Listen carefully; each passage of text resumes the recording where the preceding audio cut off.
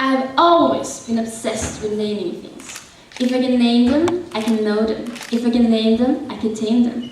They could be my friends. For example, I had a large collection of frogs when I was a little girl. Stuffed frogs, china frogs, plastic frogs, neon frogs, happy battery operated frogs. Each one had a name. I sat them down on my bed, would wash them in the daylight, wear them in my coat pocket, hold them in my sweaty little hands. I came to know them by their texture, their smell, their shape, their size, their sense of humor.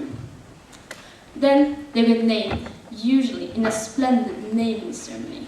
Surrounding them with their frog friends, I would dress them in ceremonial coats, put sparkles on them, or gold stars, and then they would get named. At first, I would whisper the coveted name into their ears. "You are my froggy doodle, Nashima!" I would make sure they accepted the name. Then I would say the name out loud for the other excited frogs, some of whom were waiting for their own names. "Froggy doodle, Nashima!" Then they would be singing, usually the name repeated over and over, joined by the other frogs. "Frog-a-doodle, mashy pie, frog-a-doodle, mashy pie." This would happen with dancing.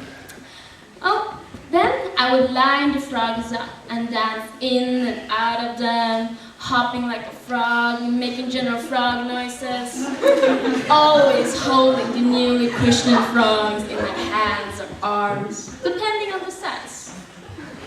It was an exhausting ceremony, but crucial. It would have been fine if it was only limited to frogs. But soon I needed to name everything. I named rugs and doors and chairs and stairs. Ben, for example, was my flashlight. Named after my kindergarten teacher, he was always in my business.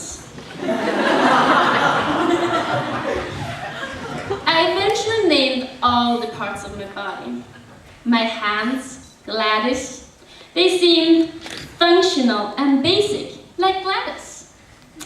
I named my shoulders Shirty, strong and belligerent. My breasts, they were Betty, they weren't Veronica. But they weren't ugly either. Naming my down there was not so easy. It wasn't the same as naming my hands. No, it was complicated. Down there was alive and not so easy to pinpoint.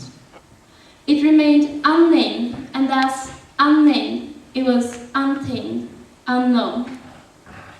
We had a babysitter around then, Sarah Stanley. She talked in a high-pitched voice that made me pee. When I was taking a bath one night, she told me to be sure to watch my Itsy Bitsy. I can't say I liked that name. I even took a while to figure out what it was. But there was something about her name. Yes, the name stuck. There it is, my Itsy Bitsy. Unfortunately, this name followed me into adulthood.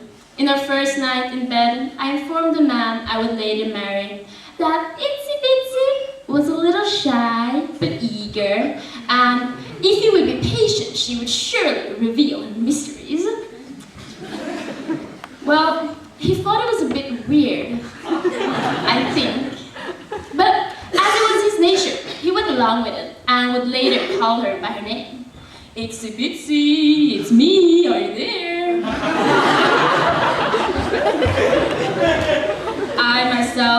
I didn't like this name. So what happened later was not really surprising. That night, or one night, with my husband and I, we were in act. And he called out to her, "Come here, my little Itsy Bitsy."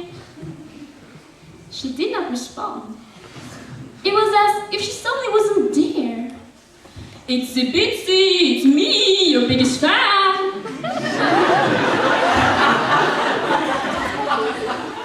No word, no motion. So I called to her. "Itsy Bitsy, come on out, don't do this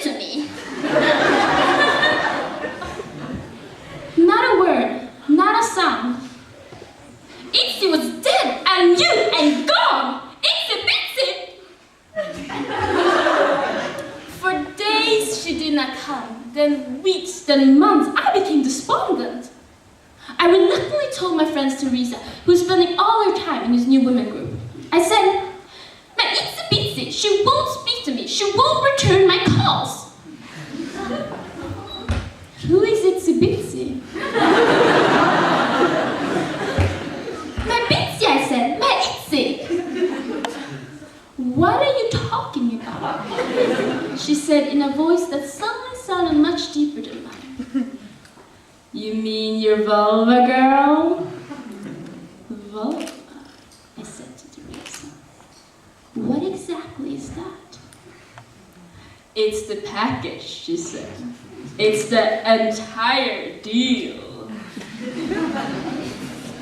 Vulva, vulva. I can feel something unlock. Itsy Bitsy was wrong. I knew this all along. I never knew who Itsy Bitsy was or who she was. And she didn't even sound like an opening her lip. One night, we named her, my husband Randy and I, just like the frogs, dressed her in sparkles and sexy clothes. And we put her in front of the body chapel and lit some candles. At first, we whispered it. Vulva, vulva. Softly to see if she'd hear. Vulva, vulva, are you there? There was sweetness and something definitely stirred. Vulva, vulva, are you real? And we sang the vulva song, which didn't involve croaking, but kissing. And we danced the vulva dance, which didn't involve hopping, but leaping. And all the other body parts were lined up. Betty, Gladys, and Shorty, they were definitely